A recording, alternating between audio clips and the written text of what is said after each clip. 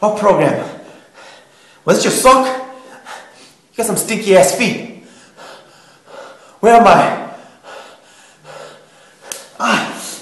Man, you don't slap someone in the dark. You like that, you dirty bitch? I'm nobody's dirty bitch. You commit yourself to this program. No! What program? Is this the CIA? You guys need to get a better hideout. It smells like chickens and dirty socks in here. Do you commit yourself to the program? What do I get if I commit myself to this program?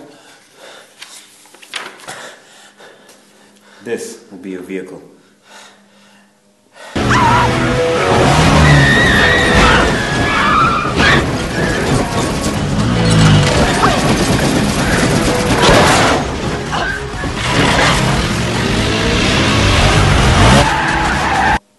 A Mini? I look like Jason Bourne?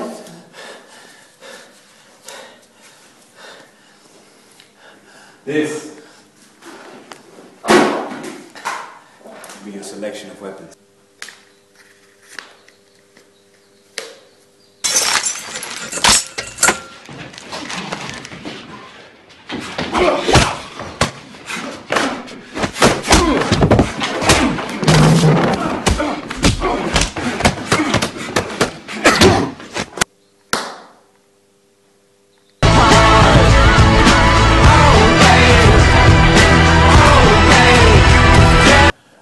A book and a magazine? You want me to get killed? No! You get to pump her. I accept. That's a nice piece of white meat. I do me some Rachel Weisz any day. I commit myself to this program. Welcome to the vent. What's your name? Catechism? Will you give yourself to this program? Yes, sir. There is nothing that you wouldn't do for this country. You have the strength to do what's necessary. How is he? He's cramped. Oh, that has healed well. What do you think that we do out there, Doc? Jason Bourne was the tip of the iceberg.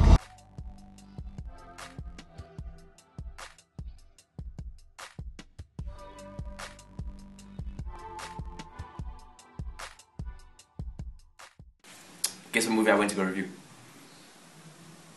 Girls Gone Wild. Girls Gone Wild? No, close enough. Bourne Legacy.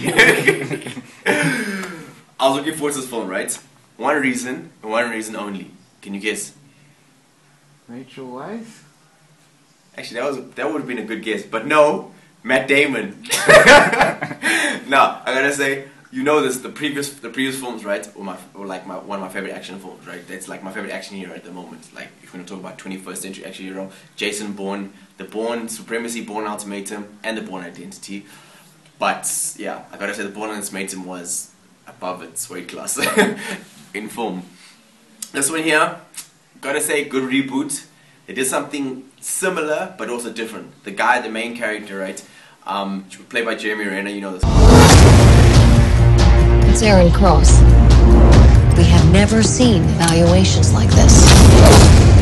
He's Treadstone without the inconsistency. I've never met anybody in the program. So how many of us are there? You asked too many questions. Guy, he was in Mission Impossible, and he was, yeah, no, the Avengers as well.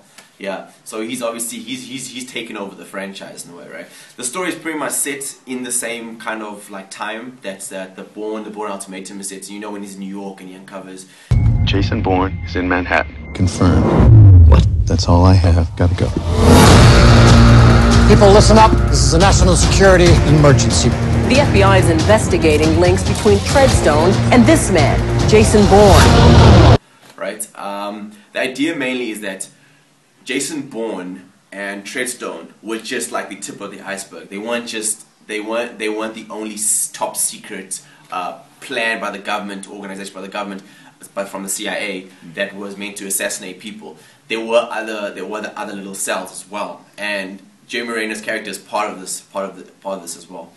And how they're different to Jason Bourne assassins was that they are somewhat chemically enhanced. They're given these drugs that make them smarter and obviously physically much better.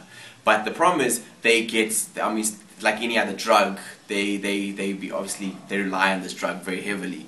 But they do, in a way, they do heal themselves, okay? But Jeremy Renner's character, there's a green pill and a blue pill. So he gets addicted to this here. The whole story is pretty much based on him trying to save himself and Rachel Weisz because they've been targeted by the organization because they need to get rid of it. You're asking me to wipe the most valuable assets we've ever put in the field. You start to consider the magnitude of what we're facing if this moves sideways on us. You need what? Meaning we will burn the program to the ground.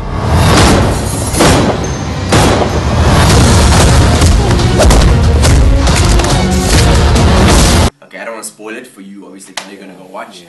But that's pretty much what they do, okay? So yeah, this guy, right, is nothing like Jason Bourne in a way. Other than the fact that he can fight really well. What to say, like, who do you scheme has better fight scene? Than Jason Bourne? Yeah, out of the two. Out of the two? Bourne's got 3 films, but yeah, I mean... He's got a couple scenes that are really cool, but I don't know, I just think that Jason Bourne was different. I mean, Jason Bourne was beating people with a magazine and a Bible. Yeah, right? Yeah, I mean, you get that, right? This guy is more chilled. He's more of a kind of your guy next door kind of character, right? But he's just been trained really, really well, right? He's more friendlier. It's a different character, and I like what they did with that. I've got to say, Tony Gilroy, who directed the film, right? He's taken over. He wrote it and produced it as well.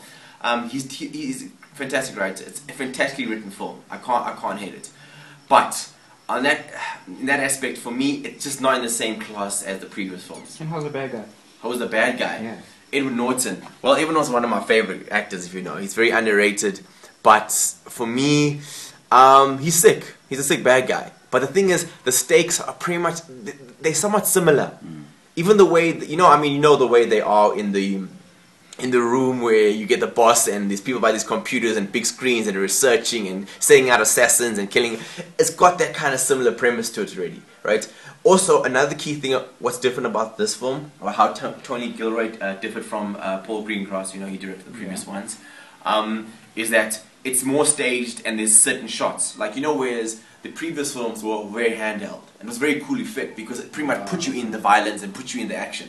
Right? I mean, the mini scene, the fighting scenes, that the handheld effect. Whereas these shots, there were some unbelievable shots. Like, there's one of my favorite shots where they follow him climbing up, it's a house, right? He climbs up this roof, goes into a window, follows him into the window, goes into the staircase, and he shoots somebody. This is one of the most fantastic ripping shots I've seen in a long time, right? There's a lot more going on here.